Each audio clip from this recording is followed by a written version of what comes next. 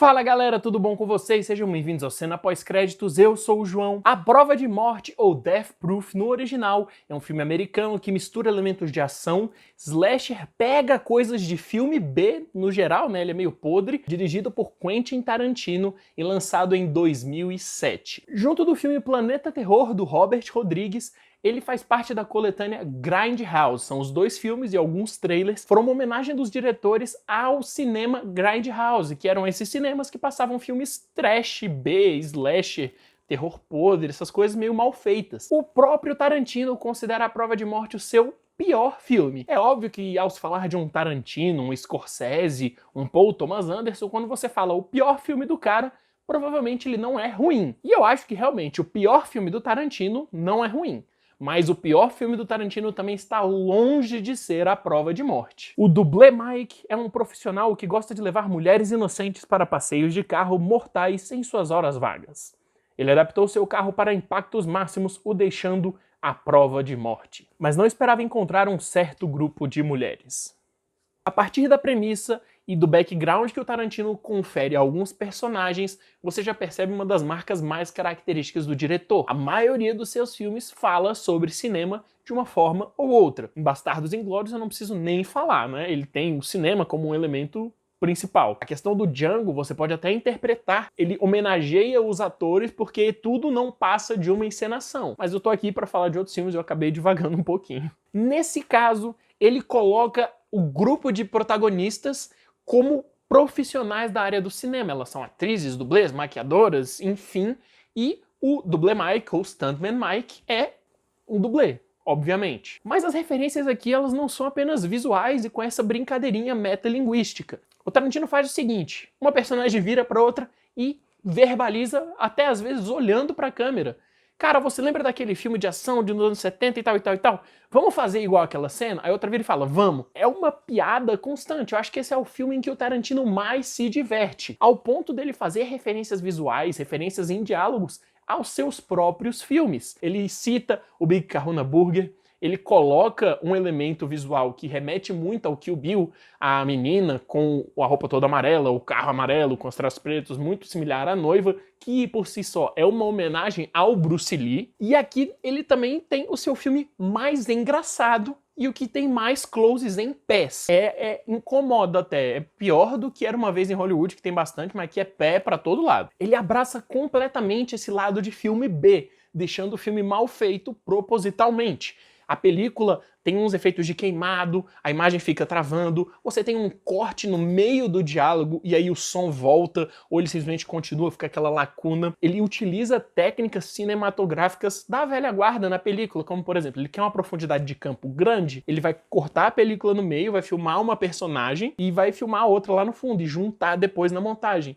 Então ele brinca com essa homenagem aos filmes B. Tarantino é um grande conhecedor do cinema e aqui ele mostra realmente se divertindo pra caramba todo o seu conhecimento com esse lado mais obscuro do cinema, esse lado mais raiz, mais de guerrilha. Acho que um outro exemplo claríssimo de que ele tá brincando, fazendo as coisas mal feitas, é que em uma hora o filme, antes colorido, simplesmente passa a ser em preto e branco e um tempo depois ele volta a ser colorido e tanto faz, o filme continua, a vida que segue. A violência exagerada, meio tosca e cartunesca, que é uma marca do diretor, serve muito bem ao propósito cômico do filme e ao exagero, o slasher, o gore, essa coisa tosca que é dos filmes B. Inclusive, ele brinca tanto com elementos clássicos do cinema que nós temos uma arma de Chekhov explícita e basicamente literal. A arma de Chekhov é basicamente uma arma que é mencionada no começo de um filme e no final do filme essa arma se torna relevante. Normalmente não é uma arma, é uma chave, uma caixa, um tesouro, alguma coisa assim que é mencionada no começo do filme ou em determinado ponto e ela será importante na trama no final, para que você amarre essa coisa e não apareça como um deus ex machina. Aqui ele usa literalmente uma arma. E aqui, novamente, ele traz aquele monte de diálogo com os personagens dirigindo. É falação, falação, falatório. Parece que os diálogos não avançam em nada a trama, mas na verdade avançam coisas cotidianas. Para citar o Pablo Vilaça, a maior sorte do roteirista Tarantino é que quem dirige os filmes dele é o Tarantino, o diretor. Ele consegue transformar essas cenas verborrágicas, extensas apenas de conversa, que nada acontece, são só as mulheres dirigindo na estrada, conversando, falando indecência, falando besteira, falando de filme, de não sei o quê, em algo interessante. E tirando os primeiros 15, 20 minutos de filme, que são um pouquinho arrastados até você se acostumar com a estética, com a narrativa como um todo, o filme passa num piscar de olhos. Ele é muito divertido e a montagem, apesar de tosca, é extremamente eficiente.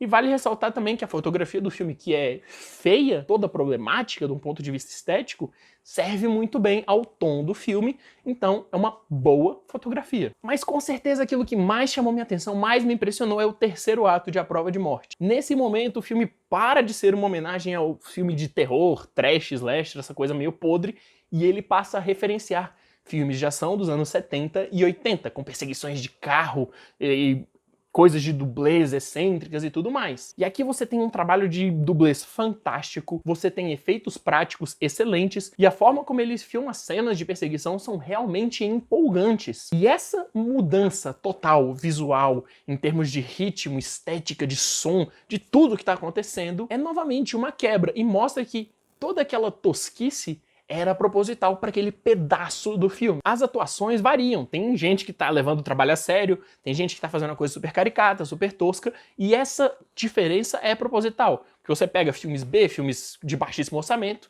normalmente os atores não são mega incríveis, e o diretor não sabe como conduzir o tom dos atores. É o Tarantino, ele fez isso de propósito, né? Basta ver qualquer filme dele, todo mundo atua bem pra caramba. Mas eu vou destacar algumas. O Kurt Russell como o stuntman, ou dublê, Mike, ele sempre parece estar se divertindo, e ele consegue transitar muito bem entre um sociopata e um cara charmoso. Pois é, realmente. E ele é muito engraçado, quando ele quebra essa imagem de durão, de dublê, de cara mal dirigindo um carrão, é muito engraçado, é muito bom. Eu gostei da interpretação dele bastante. A Zoe Bell interpreta ela mesma, ela é uma dublê, interpretando ela mesma. É uma metalinguagem novamente, com a questão de dublês e tal. E eu acho interessante você colocar um dublê à frente. A Mary Elizabeth Winstead é a Lee Montgomery, e eu separei ela por dois motivos. Primeiro, que eu adoro a atriz, e porque é uma personagem completamente diferente do que nós estamos acostumados a ver nos últimos anos. Ela é uma atriz que está interpretando uma líder de torcida num filme,